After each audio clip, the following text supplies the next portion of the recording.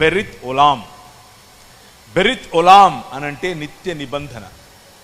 దేవుడు మనుష్యులతో చేసినటువంటి నిబంధన కూడా నిత్య నిబంధనే. మీకు గుర్తు చేయటం కోసం కొంతమంది చెబుతున్నటువంటి విశ్వాస ప్రమాణ ఆధారంగా మానవ చరిత్రను కొన్ని సమయాలలో విభజిస్తూ అది పాత నిబంధన, అది పాత కాలంలో దేవుడు చేసినటువంటి నిబంధన, ఇప్పుడు క్రొత్త నిబంధన, క్రొత్త కాలంలో దేవుడు చేసిన నిబంధన అంటూ డైసెక్ట్ చేస్తూ మనకు చెప్తూ ఉంటారు. కానీ దేవుని వాక్యము ఏం చెబుతోంది, దేవుని వాక్యము మనతో ఎలా మాట్లాడుతోంది అన్న విషయాన్ని ముందు ఉంచుతాను. మానవుడు దేవుని చేత కలుగు చేయబడ్డాడు. మీరు,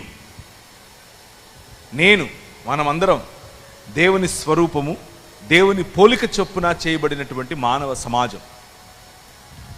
ఆయన మనల్ని చూస్తే ఈ ప్రపంచంలో ఉన్నటువంటి సుభిక్షత కనిపించాలి. కారణం ఏమిటి అనంటే ఆయన మనల్ని ఏలమన్నాడు, ఆయన మనల్ని పరిపాలించమన్నాడు, ఆయన మనల్ని భూమిని నిండించమన్నాడు, ఆయన మనల్ని దానిపైన రాజ్యం చేయమన్నాడు, అభివృద్ధి చెందమన్నాడు.